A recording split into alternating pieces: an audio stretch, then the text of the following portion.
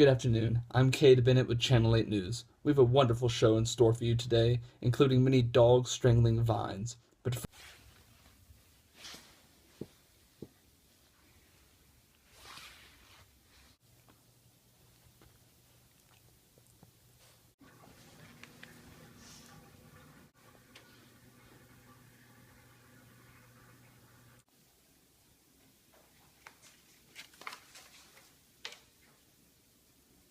first, a La Jolla man clings to life after being viciously attacked by a pack of wild dogs in an abandoned pool.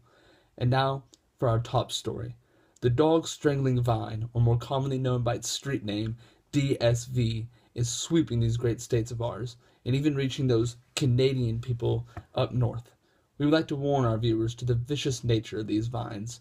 Do not plant them in your gardens, and if you see them, throw them away immediately before they overtake your home and strangle your Cocker Spaniel.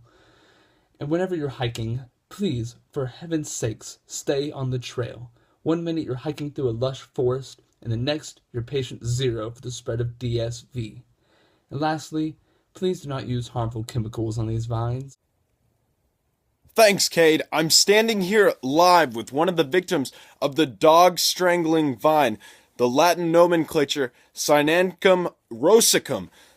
We're standing here, and let's hear your thoughts, sir, on the dog-strangling vine, one of the most dangerous invasive species known to America.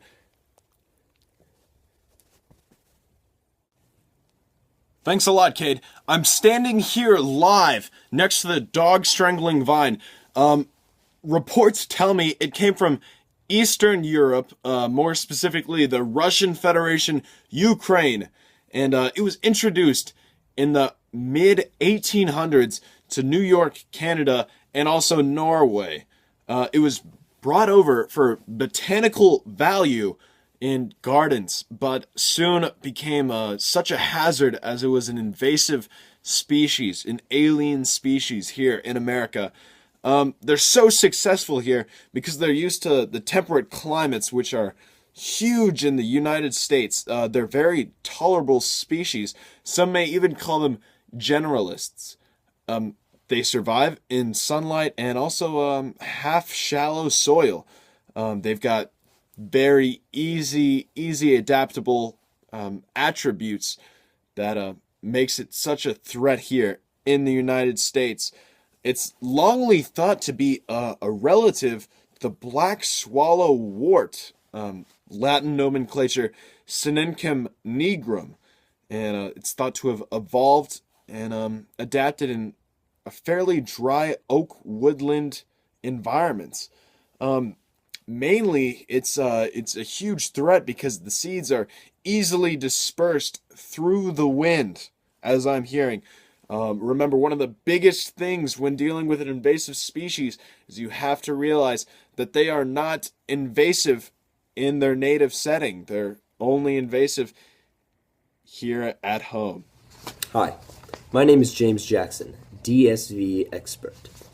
Today we are going to cover the ecology, the impact, and possible solutions to the overtake of the said DSV plant. The DSV plant grows in a variety of habitats, among prairies, savannas, sandy hills, scrubs, transportation locations, and limestone. The plant is propagated by seeds that are dispersed through the wind. The DSV adapts its growth to its surroundings, allowing it to climb up various obstacles such as fences, trees, things like that, doorways. Also, the DSV lacks genetic diversity due to its limited number of introductions into the United States. The DSV has everyone wondering the same question. What exactly is the impact of this said invasive plant? Well, there are 6 major points of impact that I'm going to cover with you today. Ecology, cost, agriculture and forestry, tourism and recreation, health, and biodiversity. First, ecology. Ecology. DSV forms dense patches on the ground, smothering native vegetation.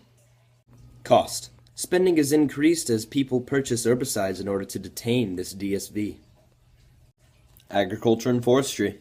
By competing for natural resources such as light, water, and nutrients in the soil, the DSV is displacing native plant species.